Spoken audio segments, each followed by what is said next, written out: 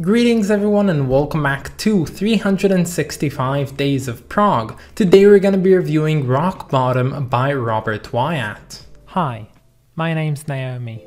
I'm an avid progressive rock fan, but I'm a long ways from knowing all the prog albums out there. But this year, I'm gonna give it a try. This is 365 Days of Prog. So yeah, Robert Wyatt from The Soft Machine, the drummer from The Soft Machine. This is his second solo album. There's a lot to talk about, but first, here are some of my favorite bits from this album.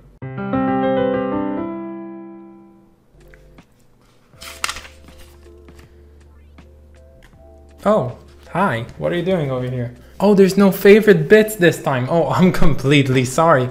Okay, let's get right into this. So you'll understand in a second why I don't have any favorite bits from this album, but firstly let's start off with a bit of background. So Robert Wyatt, being the former drummer for The Soft Machine and also the drummer for the now declining band of Matching Mole, was attending a party back in 1973 where he got quite inebriated and unfortunately fell from the fourth window floor in the building the party was being hosted at, and thus he broke his spine and unfortunately lost his ability to use his legs, thus being bound into a wheelchair for the rest of his life. And moreover than that, he was unable to play the drums as he used to do, and that's a great loss for his musical skill. But this album, which of course is titled Rock Bottom, is the first album he released on his solo career after the incident in the year of 1974. And this album in general is a musical reflection on the life circumstances that has brought him to that moment in time. Now, the reason I even find it important to tell you the lore, the backstory for this one,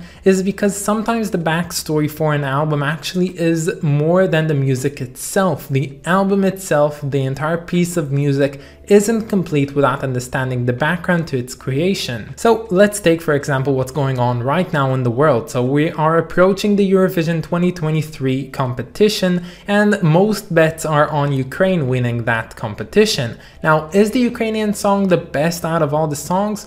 Well, no. If you check the statistics before the Ukraine war that is happening right now, you'll see that the statistics weren't towards Ukraine winning. But as the war progressed, it seems that most of the world is on Ukraine's side, and thus they're probably gonna win this competition. Thus, people looking in the future and seeing all the songs and seeing that Ukraine won would probably be confused about why that is, but when you look at the circumstances, the entire story gets a lot more clear. And this is the same with today's album. But there is a question that arises out of all of this conflict, and it is whether a backstory for an album and a piece of music is able to justify an insufficiency about a music and inherently the music itself alone. So let's take another example. I don't know how many of you have actually given a listen to the entirety of Everywhere at the End of Time by The Caretaker, and for those of you who don't know it, it's basically a 6.5 hour long album that consists, let's face it, mostly of noises which are intangible, and I think it is kind of weird if you look at it like that.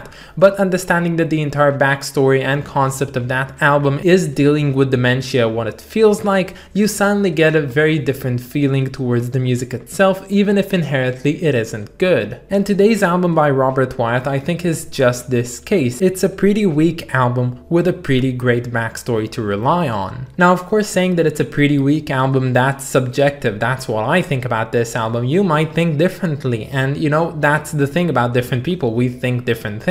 But I just find that this one was made under very heart-wrenching circumstances, and if it were made and released by anyone else without the same backstory, I don't think that this album would have garnered much attention at all. But unfortunately, with the utmost sincerity to the case and the cause, I think I'll have to review this album quite subjectively and just not look at the entire thing around it, because I want to see whether I like the music and what I think about it.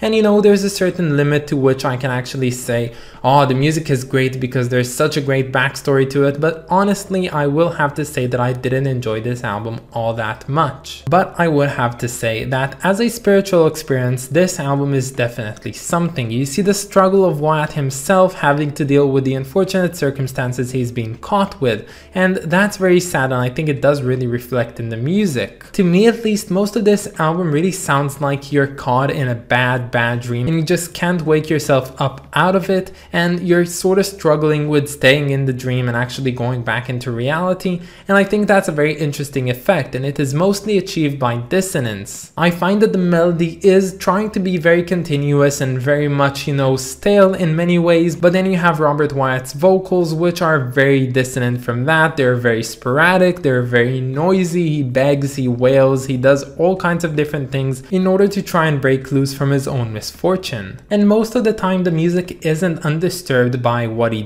does, but at the end of each side we get one of the two Little Red pieces, which are divided to Little Red Riding Hood Hit the Road and Little Red Robin Hood Hit the Road, and both of them to me sound at least a bit more hopeful than the rest of this album, like there is a way to escape, but ultimately there doesn't seem to be a single moment when there's actually a catharsis moment and Robert actually is able to escape from the misfortune that he is experiencing. And as lovely of an idea it is, and it's actually pretty well executed, like I felt what he felt, I can understand the feelings. Honestly, this album is very melancholic and it's very hard to sit through, but it's also very hard to sit through because the music itself isn't really contemporary in any way, and it's really hard to listen to. And I've listened to a lot of things from the Canterbury scene. I've listened to Egg, and I listen to Egg, basically. I know what hard music to listen to is, but of course I'm just kidding, but this is nothing like that. This is like, you know, sort of suffering the way through this album, and I don't really like it. And I think the only way I can possibly try and describe how this album sounds like is if you took in The Land of Grey and Pink, the song from Caravan, and just stripped it from all joy and all color basically, and left it with its bare skeleton, and that's sort of what this album, or at least most of this, sounds like. And yeah, this does actually have some connections to Caravan itself, with most notably Richard St. Clair actually playing the bass on 3 out of the 6 tracks on this album. And despite Wyatt actually taking the seat on the piano, the keyboards and the vocals most intently, I think that it doesn't really do a lot for this album, and sometimes I even felt myself liking this album less just for the vocals of Wyatt. I see a lot of people praising him for his stellar vocal work, and I've listened to Wyatt do some vocal work in the past with The Soft Machine, but this one I just really didn't like, I have no idea what people find in his voice. It sounds really strained and it sounds very unprofessional, like someone's trying to imitate Robert Wyatt, but it's actually Robert Wyatt just imitating himself, doing a bad job at it. God, I'm going like real hard on this album, and I really feel bad for doing it, you know, like I don't want to be hard on this album, but the thing is, I think it's the second highest rated Canterbury scene album on the Prog archives, like after In the Land of Grey and Pink. And no, just no, I don't know why that is. I know there's a heart-wrenching story behind this album, I get it, I truly get it, and I know that it does pass that feeling on through the music, but it's just really not fun to listen to. I have no idea why so many people think it is just the perfect thing that it is.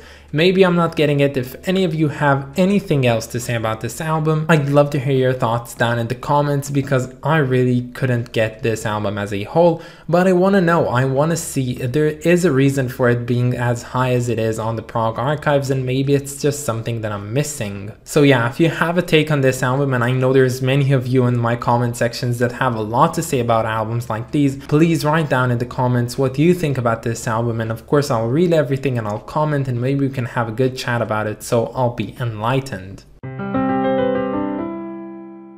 So this cover was made by the wife of Robert Wyatt himself, Elfrida Benj. Now, she makes basically two statements with this cover, the first one obviously being about reflection on the music itself. I think this is a lovely cover when it comes to actually matching itself with the music. There is just something about the music found on here that's really white, that's really like pencil drawn and stripped out of anything that makes it joyful, beautiful and lively. And yeah, that really resembles this music quite a lot, and I really like the way that it does it. And there's actually a second statement made by Benj in this cover, which she actually more directly said, and it's quite audacious. She basically went ahead and wanted to criticize the entire popularity of fantastical and grandiose covers in the prog scene at the time, mainly led by the profound artist Roger Dean, who made a lot of Yes covers, and Uriah Heep and others. And what was in common with all those covers is just being so grand, so mystical, so, you know, bombastic with so many colors, and she just wanted to express the other thing, like the complete opposite of all of that. There's actually a quote where she said that the only way to conquer that was to be absolutely minimal and quiet. And well, yeah, that is the way you really contrast that. But in addition, I would have to say that I really like when those types of grandiose covers take this approach to how they were made, and that's why the cover for Yes's Relayer is one of my favorites.